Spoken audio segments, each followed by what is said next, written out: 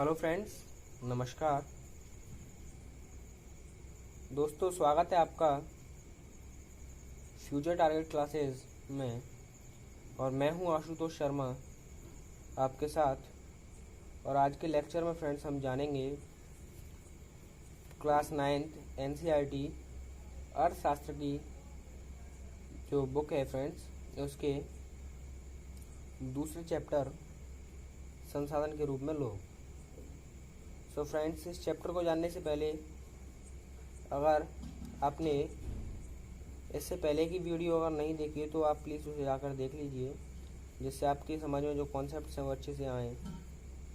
तो उस चैप्टर को शुरू करते हैं फ्रेंड्स। इस चैप्टर में मुख्य रूप से मैं आपसे 5 जो इसके जो कॉन्सेप्ट्स हैं, जो 5 टॉपिक कह सकते हैं, सब टॉपिक्स कह सकते हैं, उन पर हम बात करेंगे फ्रेंड्स। पहला होगा हमारा संसाधन के रूप में लोग, अर्थात मानव संसाधन क्या है।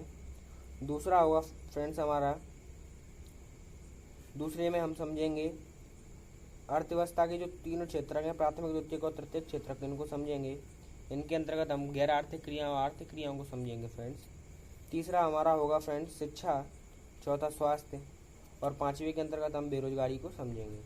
तो इन 5 सब टॉपिक्स के माध्यम से हम हमारे जो केंद्र में रहेगा फ्रेंड्स, वो रहेगा संसाधन के रूप में लोग। तो समय को बर्बाद ना करते हुए शुरू करते हैं फ्रेंड्स, ताकि लेक्चर ज़्यादा लंबा ना हो और आपको भी कोई प्रॉब्लम ना आए। तो शुरुआत करते हैं। पहला है संसाधन के रूप में लोग। तो पहले हम इसको थोड़ा सा डिफाइन कर लें फ्रेंड्स, जैसे संसाधन और लोग। तो यदि लोगों को हम संसाधन में बदलना चाहते हैं, संसाधन के रूप में लोग का अर्थ हुआ लोगों का संसाधन बनना। अर्थात यदि फ्रेंड्स हम लोगों को संसाधन में बदलना चाहते हैं तो इसके लिए हमें क्या करना होगा, लोगों को ऐसी शिक्षा, ऐसी ट्रेनिंग, अर्थात ऐसी एजुकेशन देनी होगी जिसके द्वारा वो एक नॉर्मल व्यक्ति ना रहकर एक संसाधन बन जाए। संसाधन क्या होते हैं फ्रेंड्स? संसाधन होते हैं, संसाधन क्या होते हैं? जो हमें सेवा उपलब्ध कराए। क्या दें? सेवा। संसाधन होते हैं जो हमें सेवा दें, उन्हें हम कहते हैं संसाधन। तो यदि कोई व्यक्ति हमें सेवा उपलब्ध करा रहा है तो वो भी तो हमारे लिए फ्रेंड संसाधन ही है। जैसे कोई टीचर है, मान लीजिए मैं आपको पढ़ा रहा हूँ, तो मैं आपके लिए एक संसाधन का कार्य तो कर रहा हूँ। आपके हाथ में जो स्मार्टफोन है वो भी तो एक संसाधन ही है। लेकिन फ्रेंड्स जो मानव संसाधन होता है वो इन अन्य संसाधनों से, जैसे स्मार्टफोन है जो भौतिक संसाधन है, इनसे अच्छा संसाधन माना जाता है। तो फ्रेंड्स हम संसाधन को समझ गए कि मानव संसाधन किस प्रकार कार्य करता है।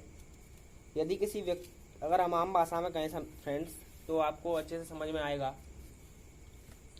किसी व्यक्ति में कोई टैलेंट है, किसी व्यक्ति की कोई कला है, तो उस व्यक्ति को एक नॉर्मल व्यक्ति ना रहकर एक संसाधन में बदल देती है।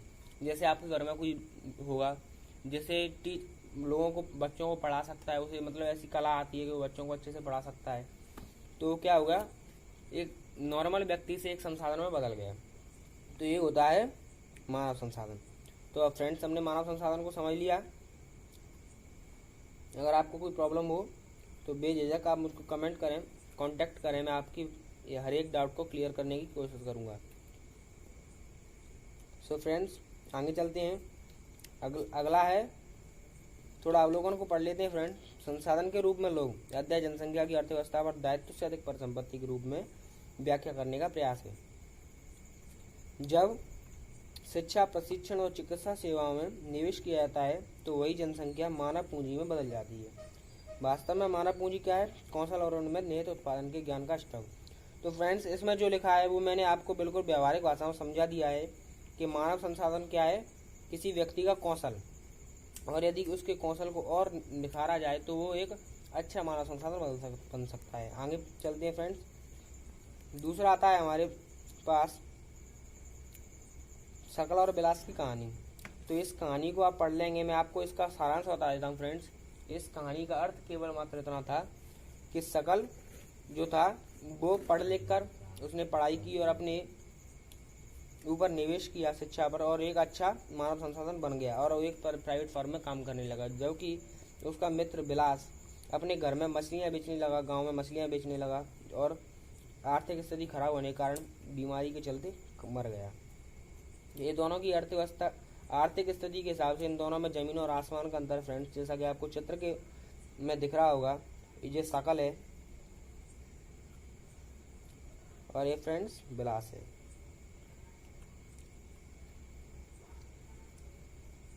आगे चलते हैं, आप कहानी को पढ़ लेना, अच्छे से आपकी समझ में आ जाएगी। अब आते हैं अर्थव्यवस्था के क्षेत्रकों पर। सो फ्रेंड्स, पहला क्षेत्रक होता है प्राथमिक क्षेत्रक। प्राथमिक क्षेत्रक जिसे हम कहते हैं फ्रेंड्स कृषि क्षेत्र। कृषि क्षेत्र तो पहला हो गया प्राथमिक क्षेत्र। तो हम समझते हैं प्राथमिक क्षेत्र को फ्रेंड्स। तो किसी प्राथमिक क्षेत्र को हम इतनी आसानी से समझ सकते हैं क्योंकि हमें इसे व्यवहार में देख रहे हैं। जैसे कोई व्यक्ति खेती करता है तो वो प्राथमिक स्तर पर ही तो पहले प्राथमिक स्तर पर ही तो अनाज उगाता है खेतों में। जैसे कोई गेहूं उगा रहा है किसान, कोई पशुपालन कर रहा है तो दूध निकाल रहा है, जानवर जो भैंस है या गाय है, कोई जो जानवर है वो उसे दूध दे रहा है।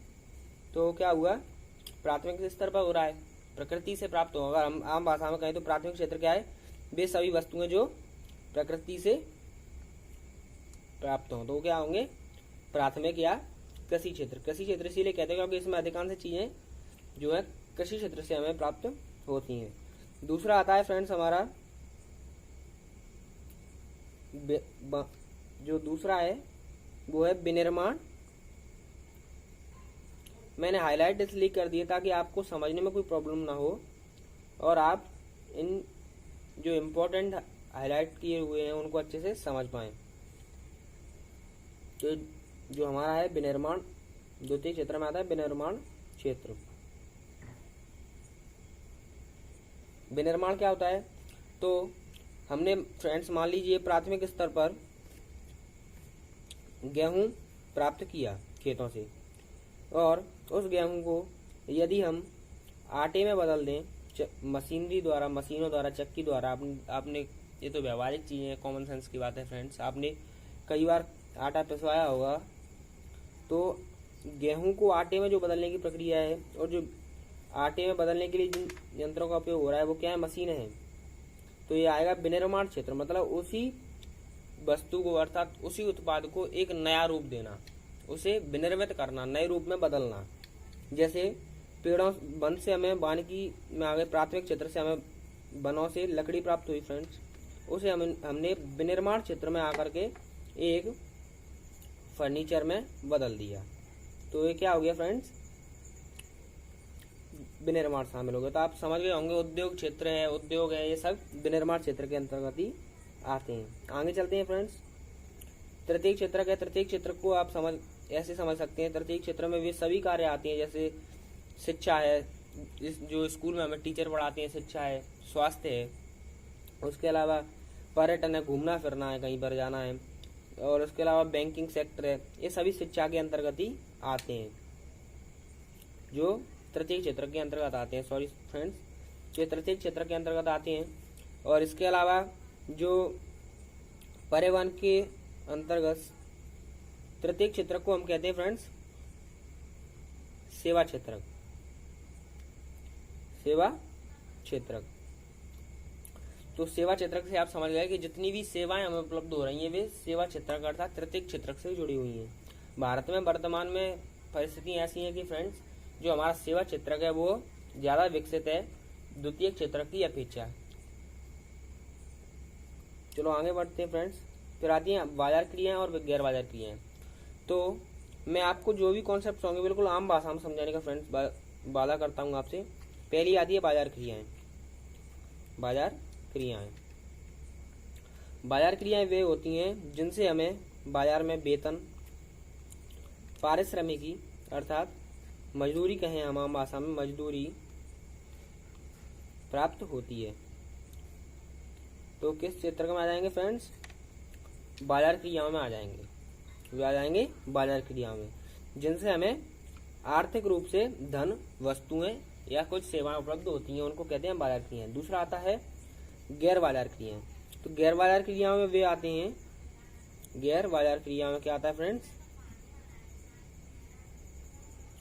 जो जिन कार्यों को करने से हमें कोई आर्थिक धन या वस्तु या सेवा उपलब्ध नहीं होती, लेकिन फ्रेंड्स वे कार्य तो हैं, उनमें मेहनत भी लग रही है। जैसे एक महिला है, वो घर पर सुबह से शाम तक काम करती है, करीब 6 घंटे काम करती है। यदि उसी की अपेक्षा एक पुरुष बाजार में जाके काम करे तो उसे वेतन मिलेगा, लेकिन महिला को उसके लिए कोई भी वेतन या मजदूरी नहीं दी जाती, तो वो एक गैर बाजार क्रिया हो गई। अब आगे चलते हैं फ्रेंड्स। अगला जो हमारा टॉपिक है वो है जनसंख्या की गुणवत्ता। तो फ्रेंड्स हमारा जो समाज है उसमें जो जनसंख्या है उसको अधिकांशतः हीन भावना से देखा जाता है। हम कहते हैं आम भाषा में भी कि देखिए कैसे मतलब जनसंख्या बढ़ रही है और समस्याएं आ रही हैं, महामारी हो रही है, तो ये क्या जनसंख्या का प्रभाव है, तो हम एक हीन भावना से देखते हैं। लेकिन अगर हम थोड़ा सा नज़रिए को बदलें फ्रेंड्स, तो देखेंगे कि किस तरह चीन की इतनी बड़ी जनसंख्या होने के बावजूद भी वह इतनी बड़ी अर्थव्यवस्था का मालिक है और विश्व की पहली दूसरी शायद ऐसी अर्थव्यवस्था है फ्रेंड्स जो बहुत अधिक आर्थिक रूप से सक्षम है। वहाँ पर बहुत बड़ी फैक्ट्रियाँ हैं, सब हर क्षेत्र से वो सक्षम है। किस वजह से? क्योंकि वहाँ की जनसंख्या बहुत बड़ी है। और जनसंख्या कैसी है, वह उस देश का दायित्व ना रहकर फ्रेंड्स उस देश की परिसंपत्ति में बदल गया है। वो क्या हो गया, उसकी देश की परिसंपत्ति, इसीलिए वो इतना आर्थिक रूप से सक्षम हो गया। तो यह इस प्रकार हम देश की जनसंख्या की गुणवत्ता को बढ़ा सकते हैं। कैसे? उनके ऊपर शिक्षा पर निवेश करके उन्हें अच्छा पढ़ाया जाए। दूसरा, उनकी जो स्वास्थ्य सेवाएं हैं उनको बढ़ाया जाए, उनकी जो स्वास्थ्य सेवाएं वो अच्छी मिले उनको।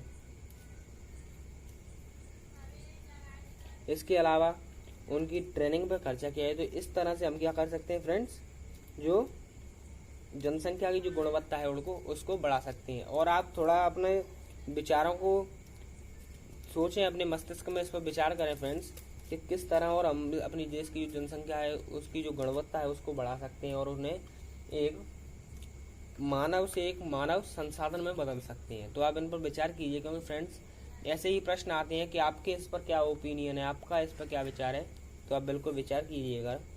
आगे चलते हैं। व्यक्ति एक सकारात्मक परिसंपत्ति है और एक कीमती राष्ट्रीय संसाधन है जिसे बड़ी सहायता से गतिशीलता और सावधानी पूर्वक संजोने, पोषित करने तथा विकसित करने की आवश्यकता है। प्रत्येक व्यक्ति का विकास समस्याओं और आवश्यकताओं की एक भिन्न श्रृंखला है। इस जटिल और गतिशील विकास प्रक्रिया में शिक्षा की उत्प्रेरक भूमिका को बहुत सावधानी से तैयार करना चाहिए और बड़ी संवेदनशीलता के साथ कार्य क्रियान्वित भी करना चाहिए। आगे चलते हैं। अगला हमारा है फ्रेंड्स स्वास्थ्य। मैं देख रहा हूँ फ्रेंड्स कि अगर कोई ऐसा इम्पोर्टेंट चीज़ तो नहीं है जो मुझसे छूट जाए, बाद में आप कहें कि सर ये आपने बताया नहीं। तो अब हमारा अगला आता है फ्रेंड्स स्वास्थ्य। तो हम स्वास्थ्य को समझ लेते हैं। किसी भी देश के नागरिक यदि फ्रेंड्स हम स्वस्थ नहीं होंगे तो उस देश की हम प्रगति की, उस देश की अर्थव्यवस्था बढ़े, वह देश विकास करे, यह हम कल्पना कैसे कर सकते हैं? क्योंकि अगर देश के जो लोग हैं, युवा हैं, जो जनता है वो ही अगर स्वस्थ नहीं होगी तो हम कैसे कल्पना कर सकते हैं कि देश विकासशील होगा? तो पहला जो हमारा जो इम्पोर्टेंट चीज़ है वो है स्वास्थ्य। यदि हम स्वास्थ्य पर अधिक निवेश करेंगे तो एक अच्छा मानव संसाधन बना पाएंगे। क्योंकि फ्रेंड्स हम आम भाषा में भी कहते हैं, बोलचाल में भी कहते हैं कि जो एक स्वस्थ मस्तिष्क होता है, जो एक तार्किक और अच्छा मस्तिष्क होता है, जो चीज़ों पर विचार कर पाता है, वो एक स्वस्थ शरीर में ही निवास करता है।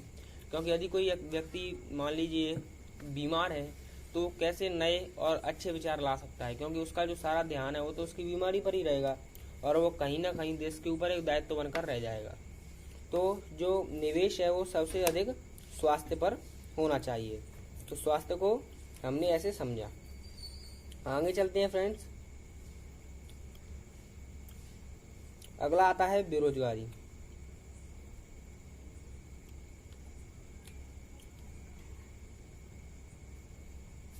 शायद मुझसे कुछ छूट गया है तो मैं उसे अभी देख लेता हूँ फ्रेंड्स। मुझे ऐसा लग रहा है कि शायद मैंने शिक्षा के बारे में आपको बताना भूल गया हूँ।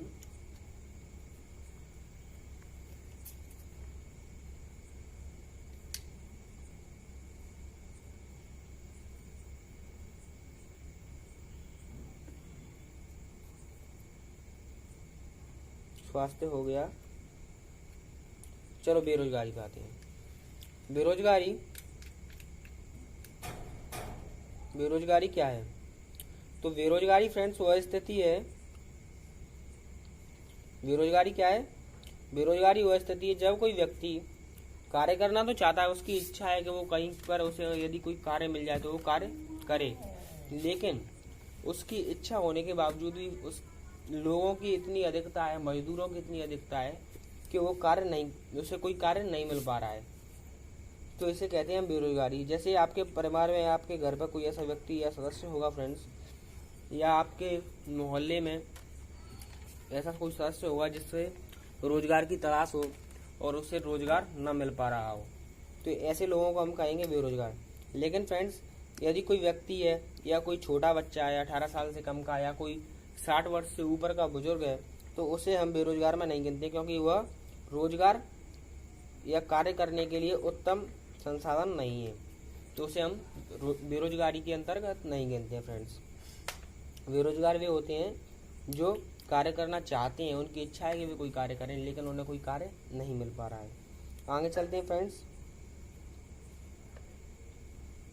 बेरोजगारी मुख्यतः मैं आपको प्रकार बता देता हूँ। बेरोजगारी मुख्यतः 3 प्रकार की होती है। पहली होती है फ्रेंड्स मौसमी बेरोजगारी। चलो मौसमी बेरोजगारी को समझते हैं, फिर प्रच्छन्न बेरोजगारी, और फिर उसके बाद हम समझेंगे शिक्षित बेरोजगारी। तो पहले समझते हैं मौसमी बेरोजगारी क्या है। तो इसमें ऐसा होता है कि मान लीजिए बरसात के मौसम में, आपने देखा होगा बरसात के मौसम में अधिकांश लोगों को रोजगार नहीं मिल पाता है, क्योंकि बरसात हो रही है। लोग मान लीजिए कोई मजदूर है फ्रेंड्स, तो वो कोई व्यक्ति अपने मकान पर बरसात में काम क्यों करवाएगा, समझ रहे? तो इस समय क्या होगा, उसको रोजगार नहीं मिल पाएगा। तो इससे क्या होगा, जो 4 महीने का जो बरसात का मौसम है फ्रेंड्स, तो इस समय उसे रोजगार नहीं मिलेगा। तो 4 महीने का क्या होगा, एक मौसम हो गया बरसात का मौसम, तो इसे हम कहेंगे मौसमी बेरोजगारी। आगे प्रच्छन्न बेरोजगारी। प्रच्छन्न बेरोजगारी क्या होती है फ्रेंड्स, जैसे किसी के पास 2 एकड़ का खेत है, लेकिन उसमें काम करने वाले उसके पास 10 सदस्य हैं, जबकि उसमें ज़रूरत कितने की है, 3 लोगों की। तो इसमें से जो 7 लोग हैं फ्रेंड्स, वे कैसे हैं, ऐसे लोग हैं जो यदि कहीं और कार्य करें तो शायद कुछ अलग से आय हो जाएगी अर्जित, लेकिन वे भी इन 3 लोगों के साथ मिलकर के 7 लोग कार्य कर रहे हैं अपने खेतों पर। लेकिन अगर ये 7 लोग ना करें तो कुछ अलग से भी कमाया जा सकता है। तो जो 7 लोग हो गए फ्रेंड्स, ये कैसे हो गए, जो प्रच्छन्न बेरोजगारी उसके अंतर्गत आ गए कौन, 7 लोग जो अलग से कार्य कर रहे हैं, जिनकी आवश्यकता नहीं है। हम आम भाषा में समझ लेते हैं, वह व्यक्ति जिनकी आवश्यकता नहीं है फिर भी वो कार्य कर रहे हैं। आवश्यकता से अधिक लोग यदि कार्य करते हैं तो जो लोग, उन लोगों को कहते हैं हम प्रच्छन्न बेरोजगारी के अंतर्गत वे आते हैं। अगला है शिक्षित बेरोजगारी। तो शिक्षित बेरोजगारी क्या है फ्रेंड्स, समझते हैं थोड़ा। आपने शिक्षित बेरोजगार तो भारत में बहुत देखे होंगे फ्रेंड्स। जैसे कोई व्यक्ति है, उसने 12वीं पास किया, उसके बाद ग्रेजुएशन किया, उसके बाद उसने कई डिग्रियां की हैं, बीए किया, बीएड किया, फिर भी उसको कोई जॉब नहीं मिली। तो पढ़ा लिखा तो है, शिक्षित है, लेकिन रोजगार की तलाश में भटक रहा है। तो इससे क्या हो गया, ये हो गया शिक्षित बेरोजगारी। कोई शिक्षित है, पढ़ा लिखा है, लेकिन रोजगार नहीं मिल रहा है, भटक रहा है रोजगार की तलाश में, तो वो क्या है, शिक्षित बेरोजगारी। लेकिन यदि हम अपनी शिक्षा व्यवस्था को थोड़ा बदल दें, उसे व्यावसायिक शिक्षा में कर दें, तो जो रोजगार देने तलाश में वो भटक रहा है, वही लोग अपने व्यवसाय में और लोगों को रोजगार देने लायक हो जाएंगे। तो आगे चलते हैं।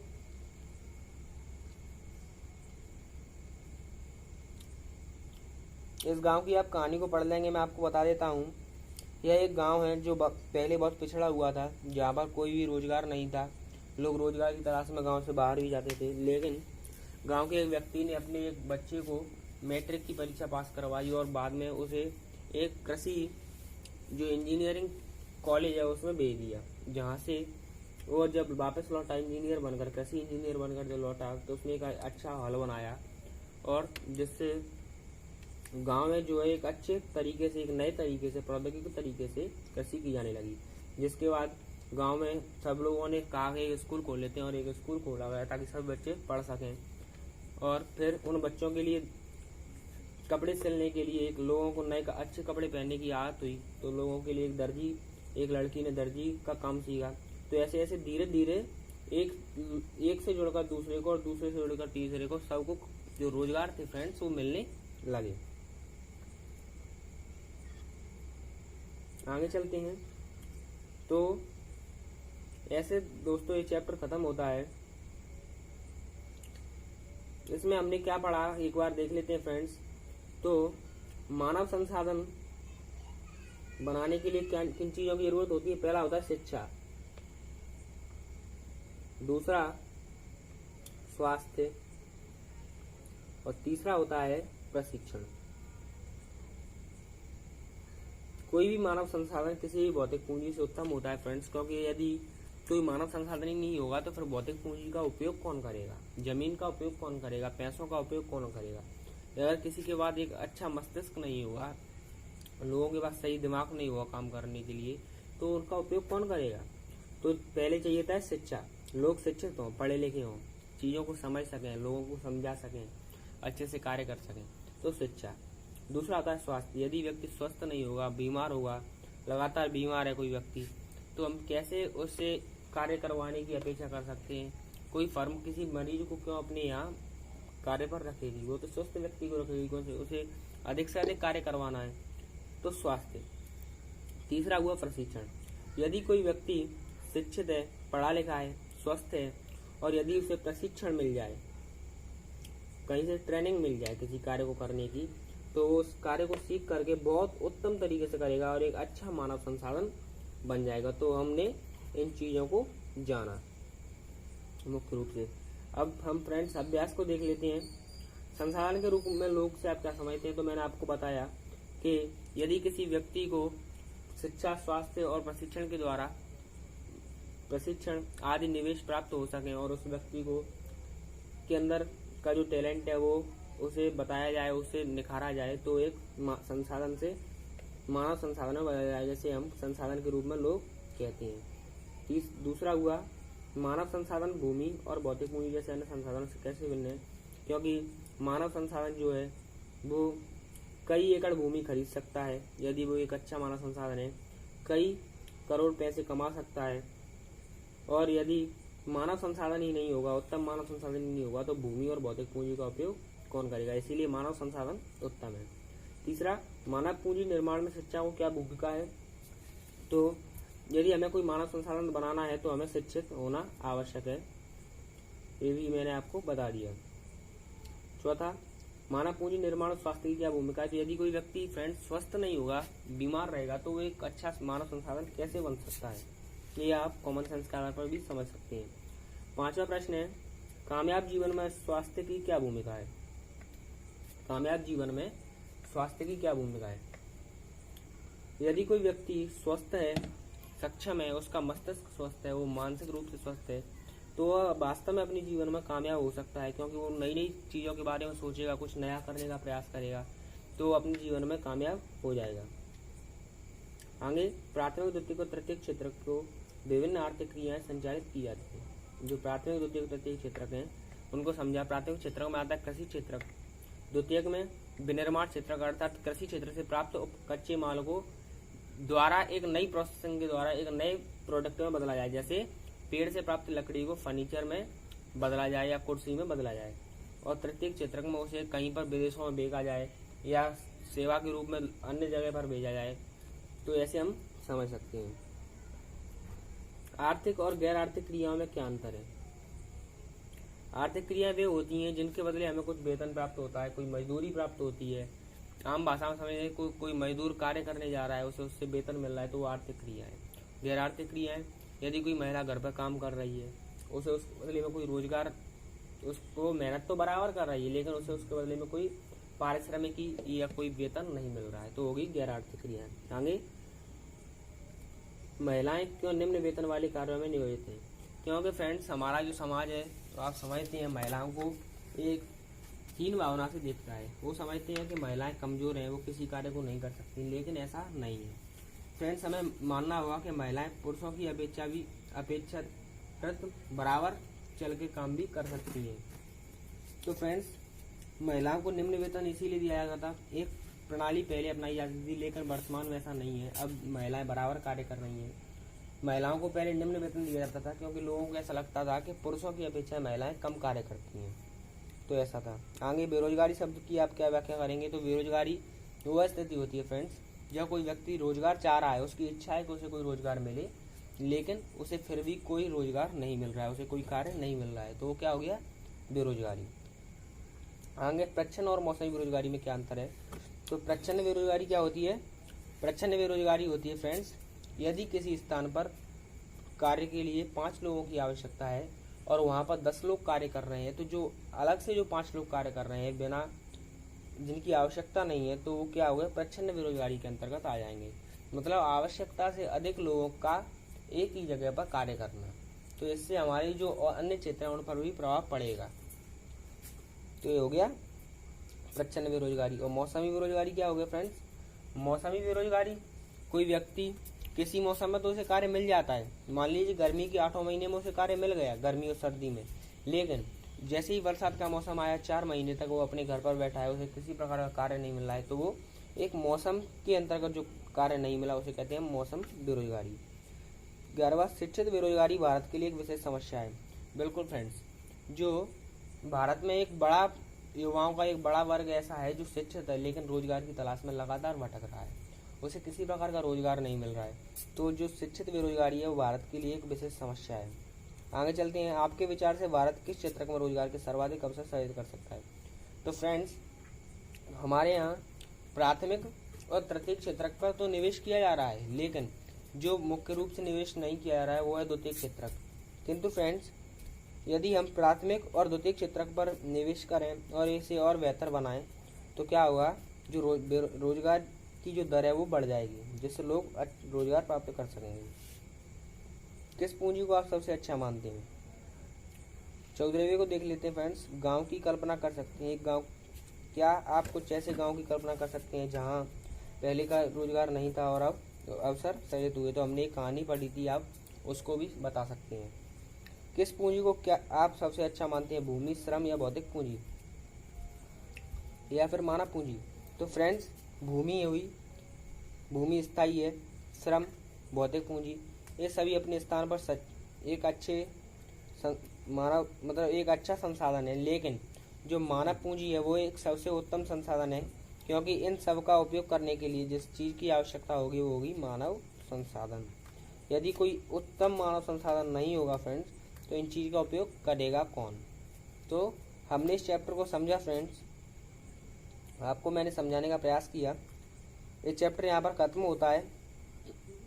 यदि मुझसे कुछ चीज़ें छूट गई हो फ्रेंड्स, तो आप बिल्कुल मुझे कमेंट करें, मैं आपकी उन चीज़ों को कॉल पर, आपको मैं कॉल नंबर दे दूंगा अपना, तो आप मुझसे कॉल पर भी समस्याओं को समझ सकते हैं। मैं उन चीज़ों को आपको दोबारा एक्सप्लेन कर दूंगा। इसके अलावा आप कमेंट में लिखेंगे तो मैं वहाँ पर भी आपकी बिल्कुल रिप्लाई दूंगा। तो आप निश्चिंत होकर के इस चैप्टर को समझ चुके हैं, निश्चिंत रहिए, आप बिल्कुल भी आप चिंता मत कीजिए, मैं तत्पर रहूँगा आपकी हर समस्या का समाधान करने के लिए फ्रेंड्स। तो फ्रेंड्स, हम इस चैप्टर को यहाँ पर ख़त्म करते हैं, मिलते हैं अगले चैप्टर में, तब तक के लिए नमस्कार। तो फ्रेंड्स, जाने से पहले मैं आपको एक बात और बता दूँ, आप प्लीज़ इस वीडियो को लाइक कर लीजिए, जिससे हमारा थोड़ा मोटिवेशन बढ़ जाता है फ्रेंड्स, और हम आपके लिए और मेहनत करके और अच्छी वीडियो बनाने का प्रयास करते हैं। चैनल को सब्सक्राइब कर लीजिए, क्योंकि इसके बाद जो चैप्टर है अगला, उसकी नोटिफिकेशन आपको मिल जाएगी। वीडियो को शेयर कर दीजिए आपके फ्रेंड्सों तक, ताकि वो भी अच्छे से पढ़ सकें, समझ सकें। तो इन सब को करने के बाद आप बेल आइकन को प्रेस कर लीजिए, नोटिफिकेशन बेल को, ताकि नोटिफिकेशन मिले। बहुत से लोगों की समस्या होती है फ्रेंड्स कि उन्हें नोटिफिकेशन मिल ही नहीं पाता। तो चैप्टर को हम यहाँ पर ख़त्म करते हैं फ्रेंड्स। नमस्कार।